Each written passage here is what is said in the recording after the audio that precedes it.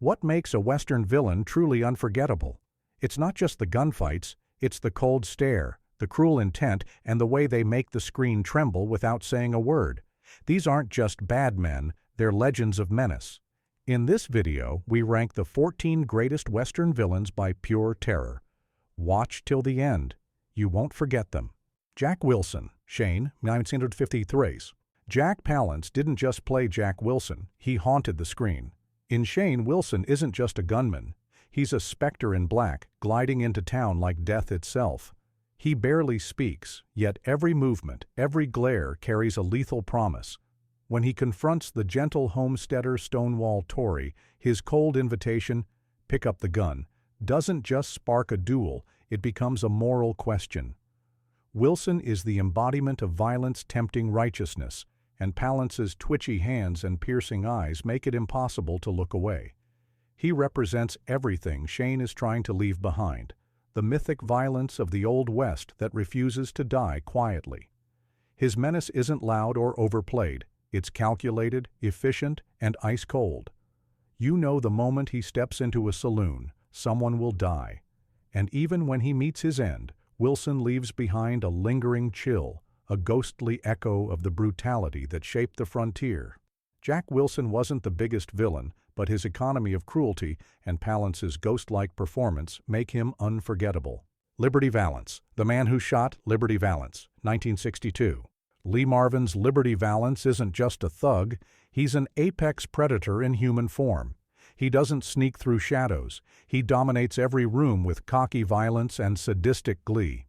Valance mocks the law, terrorizes townsfolk, and laughs while he does it. In one chilling scene, he drags a vulnerable newspaper editor through the street, whipping him senseless while the town watches in silence. But it's not just the beatings, it's the control. Valance knows he owns the fear of the people, and he feeds off it. What's haunting is that even Jimmy Stewart's righteous ransom Stoddard can't defeat him fairly. It takes a hidden shot in the dark to bring him down. Valance's reign is a reminder that sometimes evil thrives because good people freeze. His cruelty wasn't layered or complex, it was raw, unrepentant. Marvin's sneering grin and dead-eyed swagger made Liberty Valance not just a villain, but a warning. Justice in the West didn't come easy, and often didn't come clean. Angel Eyes, The Good, the Bad, and the Ugly, 1966. Clint Eastwood may have defined stoic cool, but it was Lee Van Cleef's Angel Eyes who redefined evil with a mustache and a stare. Unlike Tuco's wild energy or Blondie's quiet calculation, Angel Eyes is pure malevolence wrapped in charm. He kills without blinking, smiles while torturing, and treats death like a handshake. In the film's opening, he murders a man after accepting payment from him, and then kills the one who hired him too. Loyalty? None. Honor? Zero. Angel Eyes isn't driven by chaos, but precision. He's a methodical sadist, a predator who prefers control to carnage, which somehow makes his violence even more unnerving. You never see him sweat, you never see him panic, and when he closes in, there's no music, no mercy, just silence and death. Even in the iconic three-way standoff, his menace overshadows everything. Angel Eyes isn't just bad. He's terrifying because he never pretends to be anything else. Frank, Once Upon a Time in the West, 1968. Before Once Upon a Time in the West, Henry Fonda was the all-American good guy. So when he rides in, blue-eyed and calm, and casually guns down a child in the film's opening minutes, it shatters the audience. This isn't Frank the outlaw. This is Frank the monster behind the suit. Fonda's performance is bone-chilling because he doesn't play it as evil. He plays it as business. He talks in low, measured tones, plans with intelligence, and kills like it's just part of the day's schedule. His villainy isn't born from rage. It's born from capitalism, greed, and the twisted belief that power justifies all. Director Sergio Leone didn't just cast Fonda against type for shock value. He did it to expose the silent rot behind the American dream. Frank doesn't need a mask or rage. He needs only a plan and a gun. And when he smiles, it's the coldest image ever projected on a Western screen. Little Bill Daggett, Unforgiven, 1992. Gene Hackman's Little Bill isn't your typical villain. He's the sheriff, but that badge hides a vicious hypocrisy. He speaks of law and order, yet he rules Big Whiskey with brutality and ego. When a group of prostitutes demand justice after one of their own is mutilated, Little Bill dismisses them with a smirk. Later, he savagely beats a bounty hunter, not for breaking the law, but for daring to challenge his control. Hackman gives Little Bill a folksy exterior, but beneath it lies sadism wrapped in righteousness. That's what makes him terrifying. He believes he's the good guy. He builds his house poorly, whips out charm when it suits him, but cracks down with the rage of a man terrified of losing power. His ultimate showdown with William Money is not just a gunfight, it's the collapse of a man who underestimated the ghost of true vengeance. Little Bill wasn't a bandit. He was worse, an enforcer of order who became the very chaos he claimed to fight. Frank Miller, High Noon, 1952. You barely see Frank Miller in High Noon, and that's what makes him terrifying. His presence looms over the entire film like a dark cloud. He's returning on the noon train, released from prison, and the town knows it. They tremble, whisper, and disappear into their homes. Miller doesn't need screen time to dominate. He dominates through dread. Will Kane, played by Gary Cooper, knows he can't run. He must face this ghost from his past. But where's the town? Hiding. Because Frank Miller is more than a man. He's a symbol of vengeance left unresolved. When he finally steps off that train, it's as though evil itself has arrived. He's lean, cold, and full of unfinished business. There's no remorse in his eyes, only retribution. Frank Miller doesn't need speeches or theatrics. His return alone brings a town to its knees. He represents every fear a Western hero must confront, and every sin that refuses to stay buried. Tom Cheney, True Grit, 2010. Josh Brolin's Tom Cheney isn't flashy. He's not a criminal mastermind or a gunslinging legend. He's something worse. Ordinary evil. A lazy, bitter man with a short temper and no conscience. He murders young Mattie Ross's father over a petty argument and a few coins, then runs like a coward. But his cruelty doesn't stop there. He joins up with outlaws, mocks those chasing him, and when Mattie finally confronts him, he treats her with disdain and violence. What makes Cheney chilling isn't his power, it's his lack of it. He's not some mythic figure. He's the kind of man you pass in the street and forget, until he ruins your life. That realism is what gives him menace. He represents the type of evil that goes unnoticed, unpunished, and far too often unchallenged. In a world of legends, Cheney is the reminder that sometimes the devil is just a man with a gun and no soul. Calvin Candy, Django Unchained, 2012. Leonardo DiCaprio's Calvin Candy doesn't shoot first, he smiles first. But don't be fooled. Behind that southern charm is a man who owns people, orchestrates death matches, and treats lives like disposable property. He hosts grand dinners in ornate mansions, all while trafficking human pain. Candy doesn't think he's evil. He thinks he's sophisticated. That's what makes him so terrifying. His plantation Candyland is a theater of horror, with DiCaprio delivering a performance so seductive and venomous that even his calmest moments carry dread. And when the mask slips, when he slams his hand down on the table and slices it open mid-speech, you see the beast. He bleeds, but keeps talking. He's not just trying to win, he's trying to break your spirit. He forces Django and Dr. Schultz to witness atrocities with smug delight, pushing them to the brink. Candy's menace is systemic. It's the kind that hides behind wealth, tradition, and a warped sense of entitlement. He isn't just a villain.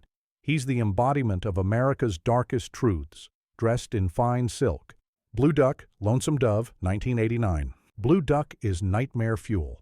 A half-Comanche outlaw with a soul as black as midnight, he isn't just dangerous, he's demonic.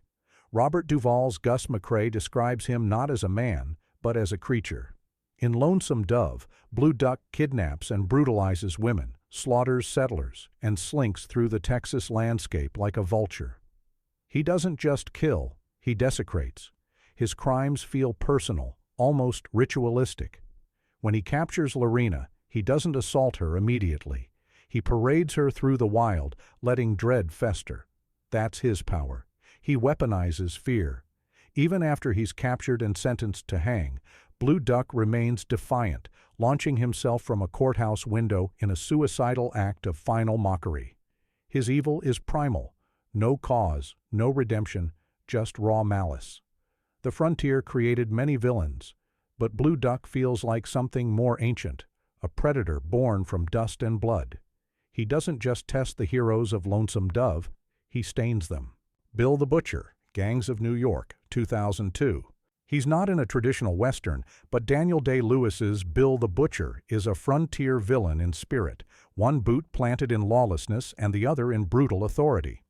A gang leader ruling 5 points with charisma and cruelty, Bill believes in dominance, ethnic, moral, and physical. With a glass eye engraved with an American eagle, he's part patriot, part psychopath. His monologues about loyalty and blood carry the weight of Shakespeare and the threat of sudden death. He trains boys to kill, flays enemies in public, and mourns his foes with perverse reverence. Bill is terrifying because he's multidimensional. He weeps, he jokes, but he always kills. His code is warped, but consistent, and that makes him even more lethal. You can't predict a man who romanticizes violence and believes in destiny. Day-Lewis turns him into a ticking time bomb of pride and prejudice. He's not just a villain, he's a nation bleeding through its own mythology. Henry Fonda's Clayton, My Name is Nobody, 1973. In a rare twist, Fonda plays a former killer named Jack Beauregard, who is haunted by the looming presence of a man named Clayton, leader of the 150-strong Wild Bunch. But here, it's the aura of Clayton that holds Menace. Though his role is minimal in screen time, the legend surrounding his gang and the idea of one man facing them alone is a masterclass in myth-building. The villain isn't just Clayton himself, it's the towering specter of an outlaw world closing in. He's the symbol of the West that refuses to die quietly, forcing our aging hero to go out in a blaze of glory or fade into obscurity. Fonda, reversing his iconic villain role in Once Upon a Time in the West, here crafts menace through restraint. When Clayton does appear, his presence is silent thunder. He doesn't need bloodshed, his name already soaked the West in it. Sometimes it's not about what the villain does, it's about the fear he leaves behind in every trail town. Al Swearingen, Deadwood, 2004-2006. Al Swearingen doesn't twirl a mustache or rob trains. He runs a saloon, a brothel, and the town of Deadwood itself. Played with venomous brilliance by Ian McShane, Swearingen is part crime lord, part philosopher, and all menace. His mouth spits poetry laced with profanity. His mind plays chess while others throw punches. Al doesn't kill for fun. He kills because it's efficient, because it sends a message. His power is absolute, his reach terrifying. One moment he's slitting a throat behind a curtain. The next, he's consoling a dying woman or giving a speech about civilization. That's what makes him unforgettable. He's evil, you understand. Swearingen isn't a villain who lurks in the shadows. He is the shadow, and as the town grows, he evolves from tyrant to reluctant statesman, but never loses that dangerous edge. You never know if he's about to shake your hand or cut it off. Swearingen doesn't just threaten the law, he redefines it, and that makes him immortal. Ethan Edwards, The Searchers, 1956. John Wayne's Ethan Edwards isn't a villain in the traditional sense, but his rage, racism, and thirst for vengeance make him the most dangerous man in the West. After his family is slaughtered by Comanches and his niece kidnapped, Ethan embarks on a years-long mission that quickly turns from rescue to obsession. He doesn't want to save Debbie, he wants to kill her, believing her tainted by her captors. Wayne's towering performance is filled with brooding silence and volcanic hatred. Ethan doesn't smile, he doesn't forgive, and when he finally lifts Debbie into his arms instead of murdering her, it's not redemption, it's mercy laced with agony. Ethan walks away in the end, not into the sunset, but into isolation. The door closes behind him like a coffin lid. He is the most terrifying kind of villain, the one who thinks he's right. The Searchers dares to center its story on that darkness, and in doing so, it gave the Western genre its most chilling anti-hero. From cold-blooded killers to haunted souls, these Western villains didn't just menace, they defined an entire genre. Which one left a scar on your memory? Subscribe for more cinematic legends that shaped the West, both the heroes and the monsters they chased.